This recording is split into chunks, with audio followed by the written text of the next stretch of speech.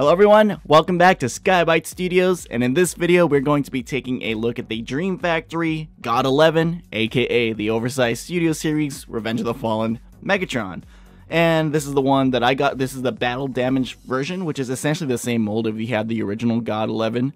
And in case you're wondering, yes, this is, while they're both based on the same mold, it is different from the Black Mamba version, which is actually bigger than this one. And yeah, and I'll bring out the Studio Series original one right away here. You can see there is a substantial size difference, and I'm really happy with the size of this one. You'll see in the comparisons that this fits right in with the movie masterpieces. But there you go. This is the original Studio Series Revenge of the Fallen Megatron.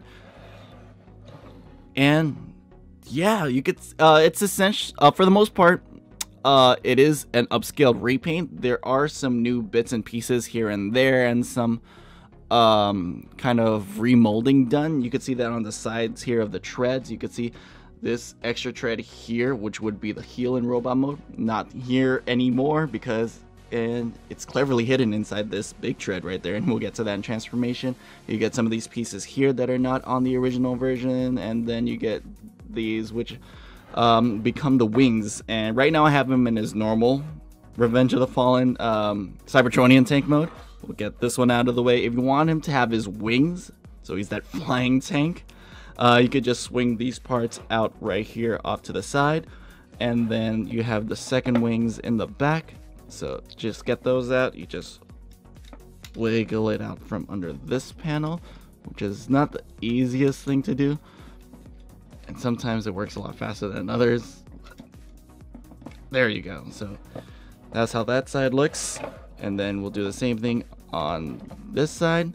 So for me, it helps to just kind of hinge it out a little bit. That way you get a little bit of grip behind that wing, and there you have it. That's pretty much all there is to it. Let's try to get it in frame there. Yeah, it looks kind of funny. I doubt that would actually help this tank fly, especially since they're so small. But it happened in the movie, so what are you gonna do? So yeah, I like to keep it like this. You could keep these front parts off to the side if you'd like. I usually put them in front of the face right here, so it kind of helps hide that, in the words of MGO, visible head syndrome, which is, as you guys may know, completely movie accurate. And then we'll just fold these back up, and then we'll take a look at some of the details here.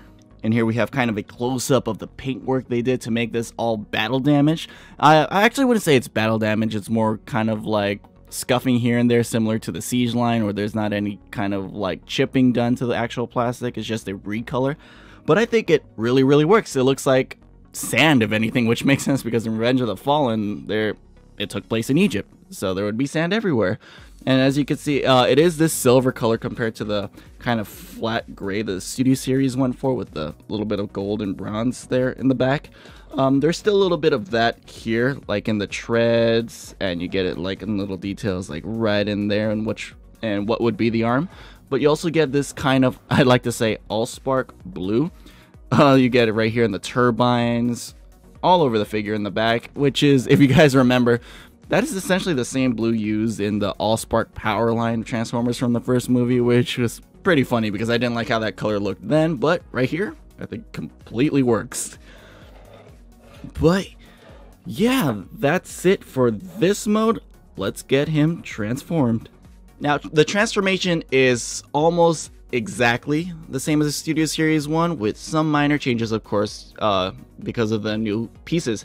And you guys are going to see, in order to transform this, you need to put his kind of more symmetrical looking arm, because he does come with this one, but even though this is the one that's on the Studio Series, you cannot transform him with this arm attached, so you do need the other arm. So, but anyways, here we go. To get the transformation started, we're just going to split the treads here off to the side, just like that. This one, I have realized, tends to be tougher than the other side. There you go. Just careful not to break it. And then what we're going to do is we're going to bring these side pieces down like this. There you go. It's just gonna be just like that. And then we're gonna flip it around here at the thigh. I'm gonna do my best for you guys to be able to see this. Alright, and there you go. Once they have that flipped around, this piece that you had hanging open like this, it's gonna tab into the tread just like so. And there you go for the bottom part of the legs. You're gonna open these parts out just like that, and then you're gonna split this tread in half. There you go, and then that exposes this piece right here. So you're gonna pull this part out and away. There you go.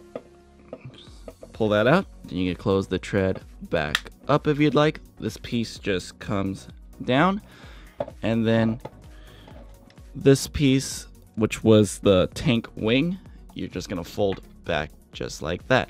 And this part, this is kind of like however you want to do it. How I like to do this part is kind of just, oh, sorry, couldn't see that. And then there's this part right here. It is posable. You can turn it. How I like to do is just leave it as is right there pointing down. I think that's more movie accurate. And to go ahead and do the same for this side, that way it is symmetrical. And there you go, you have both of these pieces pointing down. It looks great just like that. And then whatever we did this leg, we're going to do the exact same on this side. Alright, and once you have the legs all done, we're going to move on to the upper body. So I'm just going to lay them down just like this so it's a little easier to see. These flaps that are new to this figure, going to just lift them up out of the way just like that, so we could try to get the arms out of here. So you're just going to pull his right arm out, and that should untab from the body. Do the same thing on the other side. So just pull this part out and out of the body. All right, and once we're here, we're just gonna take his head and straighten it. Just bring it down just like that and kind of push it forward just so it's out of the way. All right, and with Megatron facing down on his belly, we're gonna work on this backpack here.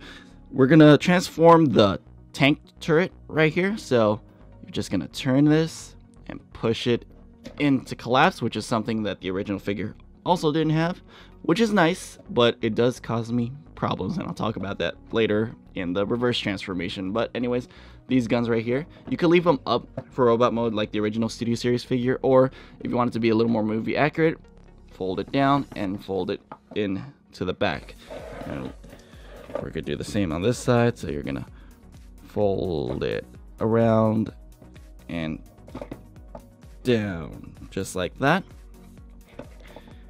And then you're gonna take these turbine sections that were on his butt right here, you're gonna flip them up and into the body just like that. Same thing with this, flip up, bring it into the body, and then we can start collapsing all of this stuff. So to do that, you're just gonna fold the turret in and then fold that part in, and then this part, which is flat, you're gonna want to bend this so it comes at an angle just like that, so it exposes more of that turbine that he has going on back there. And then now it's a matter of getting everything all lined up. And then with these new pieces, you can see there's a tab here, and that's gonna go into this slot right here in the back, and that's gonna fill in the gap that the original Studio Series had a problem with. So you're just gonna line those up just like that, press it all in, and to secure it all, you have this peg right here that's on his backside, and you have a hole right here on his arm. You're just gonna seal the deal and bring it all together just like that. Pegs right in securely, but not too tight. And we're almost there. One of the last things we're gonna do is just collapse these legs back up and into the body. Make sure the head is still pointing forward, and turn the arms. Oops, yeah, just came off a mushroom peg. Just slide that back in there. Yeah, just turn the arms so that the elbows are facing the right way. Up. There you go. Same thing with this side. And at the elbow. And there you have Dream Factory GOD-11 the battle damage version, aka CD Series Oversized Megatron in his robot mode. Now you can choose to style Megatron, I guess you could say like this, with like this arm and the treads closed on the feet, or you can split them and make them a little bit more movie accurate. This part confuses me because I've seen, I guess, kind of like footage of him both with the treads open and closed, so it's really up to you which look you prefer. And yeah, I'm not really sure which one I prefer yet either, but as we said earlier, he does have the other arm that you can't transform him into tank mode with. And I will take a close look at this arm in detail, and as you can see, it follows that same kind of battle damage pattern throughout with the silver coloring and the bronze here. And yeah, it looks really good. It's attached just by a mushroom peg here, and I'll show you how it looks right now attached. So to swap out the arms, you just slide the existing one off just like this, and you put in the new one the exact same way. And there you go, you have Megatron with his arm cannon, which is how I like to display him. And of course, just like the original toy, you could swing out this if you want him to have his long sword that he impaled Optimus Prime with. And yes, so we'll take a look at the details here. There you can see his face right there. It's really nicely detailed and very, very pointy. I have pricked myself quite a few times just on these helmet parts of his, and they're not soft rubbery plastic at all. They're just hard pointy plastic, so do be careful with that if you plan on getting this figure. And while we're here, he does have a light up eye gimmick, and I don't know if this is how it is for all of them. It's right under his chin, but the light doesn't stay on for me, and it's kind of hard to see it on camera, but it's there. You can see kind of like that very faint red blinking in his eyes. It doesn't stay on, but you can hold it to stay. It doesn't say a solid red light. It kind of blinks, and I don't know if it's supposed to do that or if it's just my copy that has kind of like an error. But regardless, I don't really display my figures with their lights on because it drains battery. And on the subject of electronics, he does have another light gimmick right here in his arm, and you can see to turn this one's a little bit trickier. There's this little black hole right there. I have just a straightened out paper clip. You just press onto that and you get a blue light there in his cannon, which looks pretty cool. Again, this one kind of has a problem where it doesn't stay on. If I keep it on for a couple seconds, like as you saw right now, it turns off. I don't know if all of them have that or it's just my figure, the wiring has problems. But yeah, let me know if you guys have this figure or the original non-battle damage version. Let me know if you have that same problem. But yeah, there we go. And to turn it off, you just press the same button right here, and there you go. Now in this mode, the paint scheme is pretty much exactly the same. There's not much anything new that's exposed. Pretty much the only new piece that we haven't seen from his tank mode is this chest piece, which just exposes a little bit more of that bronze / gold color. And we still see kind of that all-spark blue right there above his thigh. And of course you see it on the back here. And the back cleans up really nicely. That's how I knew pretty much that Studio Series 1, it was bound to get an oversized version because it's just so clean. And they fixed the problem with this being so gappy and hollow. This works out really well. This was made by the TF Dream Factory, and it blends in really well with the molding of the rest of the figure. So good job on their part. Now we're going to get into the articulation of this figure. The head has an incredible range of motion. It could look up that much. It could look all the way up. It could look all the way down just like that because he does have that double hinge that's used for transformation. You have 360 on that head, and you don't really have any tilt. You kind of do, but it won't stay in place. It's just more you forcing plastic. And there you go for the head. The arms, full 360 right there on the shoulder. This arm has almost full range of motion right there at the elbow. And oddly enough, for this arm, even though it's smaller, it doesn't quite go as far as the other arm does, which is strange. You would expect this one to be bulkier and have less range of motion, but no, that's not the case. And then that's pretty much the only difference from left to right. This one also has, aside from this one not having fingers, this one does have the slightly articulated fingers. It's just two points of articulation. These are connected, and then these two fingers are connected right here, and they have this little knuckle here that you can move them individually with.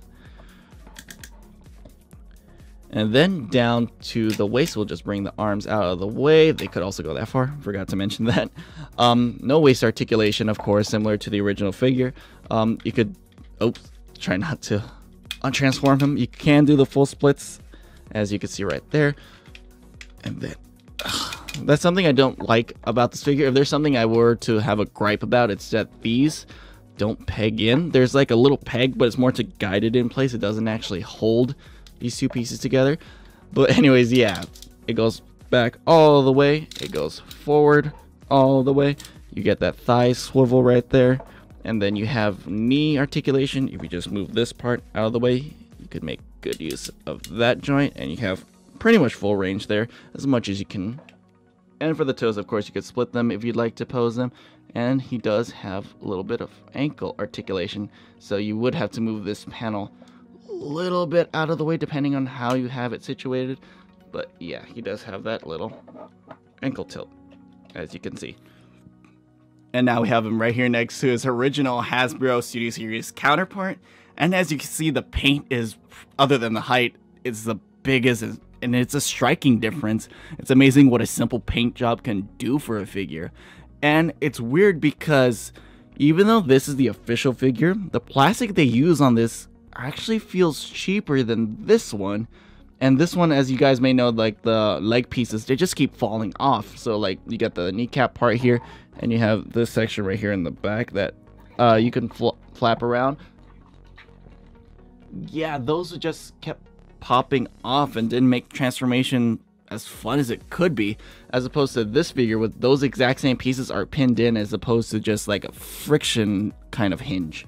So that's one of the many improvements that this figure did over this one. And something I forgot to point out in their tank modes is that this original figure had wheels, so you can roll it on the treads. The treads, of course, themselves don't work like real treads. They just have these little wheels that you can roll them on. This one doesn't have it, so you can't really roll it on any kind of surface. You can push it, but you'd be kind of like affecting the paint. And right out of the box, when I was just tinkering with this figure, the paint was already rubbing off, which is a little concerning. After this review, I don't plan on moving him around too much anyways, but yeah, just keep that in mind if you're getting this battle damage figure. And I feel like that's a recurring thing among third-party figures with battle damage on them. It is kind of like dry brushed, and you'll see the paint just kind of like remain in the packaging, which is not the best thing to see, but yeah, just keep that in mind. It's still in there, the paint, for the most part, 99% of the paint still on the figure. But moving on with comparisons, we'll get him out of the way. Here we have MPM Optimus Prime, and this is the Legendary Toys version. That's the one I opted for because they have the slightly better paint job. But yeah, I really like that height comparison. Megatron in the movies is supposed to be taller than Optimus Prime.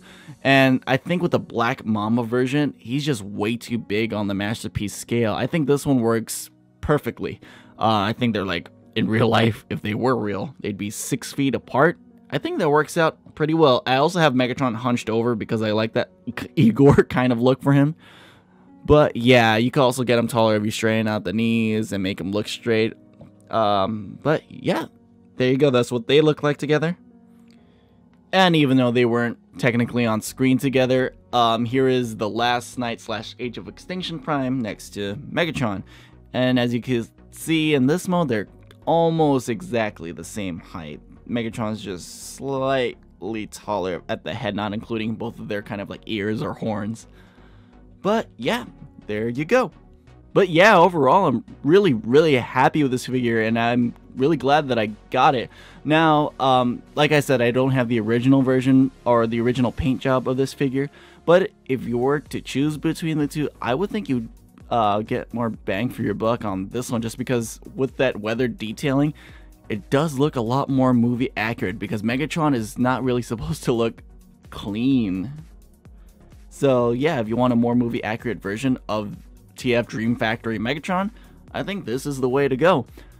But anyways, before we wrap up this review, I'm going to transform him back into his tank mode. And of course, in order to do that, you have to replace the arm here. Get that out of the way, and then slide this almost symmetrical one back in, and there you have that. And let's get started with the head. So we're just, all you have to do right now is just hinge that forward and then make him look up, just to get that out of the way. And then we're gonna unpeg the arms here from the sides. So you're just gonna pull that apart just like that. Then we can start working on this backpack right here. Just unfold everything, unfold the gun right there, and then you can see right here it's bent. It's supposed to be straight. This is the part where you do have distressed plastic. You have to just force it straight, just like that. Be careful not to break it, because I always feel like I am when I do that kind of thing to Transformers. But these flaps, just pull them up and out of the way for now, and then we can start working on the legs. So what you're gonna do with the legs, just bring the arms out of the way. You're gonna unconnect them from the hip section there, and then you're going to, oh, before we do that, let's take out these turbines again. So you're just gonna fold these out, and that'll lie flat on his backside. Same thing here. So you're gonna fold it out from inside and fold it flat on his backside. That's ready to go. Now we're just going to bring the legs forward just like this. Do the same thing on the other side, forward like that just for now. And then these sections, his arms, you're gonna straighten out, and then you're gonna, oh, before we do that, I almost forgot these guns. You're gonna need to get these out of the way. So there you go, just bring that up, and we'll leave it pointing up for now, just so it's not interfering with any of the plastic. Just up and over, just like that. And now we're just gonna bring this arm in just like so, and then there is a peg right here on the arm. I don't know if you can see that. It goes into this hole right here in the torso. So that means you're gonna twist this around and make sure the fingers are flat. That'll make all of this easier. And just bring this in. All right, and that's what that's gonna look like once you have it all pegged in. We're gonna do the same thing on the other side. So we're gonna turn this around, bring the arm in, and then you see this side. This time the arm has the hole. This time the arm has the hole in it, and then there's the tab right there inside the body. It's right there. I don't know how well you can see that, but yeah, that'll peg just on in. And there you go. That's what that's gonna look like all done. Next, we're gonna work on the legs. We're gonna open this part up right here. Just untab that, and then this thigh piece will swivel around, and there you have that done. So now we're gonna work on the feet here. We're gonna split it open at the toes, just like that. The heel piece will come in. There you go. So that'll come over this gold piece just right here. And then you could close the treads around that. Now we're just gonna straighten all this up. Just kind of bring that down for now. And then this part of the leg, you have to turn it where it's kind of situated, where you have this kind of square looking piece on top. So you get access to this hole right here. That'll peg into this tab right here on the side of Megatron. Just press that into place. You get this piece to start covering up his face, and then with this you can do whatever you like. Again, I'm gonna put it just above that to help hide his face even more. We're gonna do the exact same thing on the other leg. All right, there you go. Once you have both treads all done, we're just gonna work on this turret section here. These will just flop right down. Those are the side pieces that filled in the gap. Those just flop down. Sometimes you just gotta play around with the fingers down here and just kind of find the best way to make them as flat as possible. And then these guns, just face them whichever direction you'd like. I'm gonna face them at an angle but forward. And then you get this turret, which is kind of troublesome. in theory, it's supposed to come out like this and stay on. So what was supposed to happen is, so it's collapsed all the way in. You're supposed to pull it, and then right before it comes off, you're supposed to turn it like that, so the pattern is flush. But there's nothing stopping this from coming out all the way, so a lot of the time when you apply that force, it's just going to come straight off. But it comes on just as easily. And there you have Megatron back in his Cybertronian tank mode. Now, as I already said, I absolutely love this figure. If you're a fan of this mold, I highly recommend getting it, and if you're a fan of Megatron in your Masterpiece collection, this will fit in perfectly, even though it's not a Masterpiece Megatron per se. And I am going to be getting that Masterpiece Movie 1 Megatron soon, the repainted version, the one with a more accurate paint job, and that's going to stand right next to this figure right here. But anyways, I hope you guys liked this video. If you have any questions about this figure, leave a comment down below. I'll try my best to get back to you. If you liked the video, please hit that like button, subscribe for future videos, and thanks for watching. See you guys later.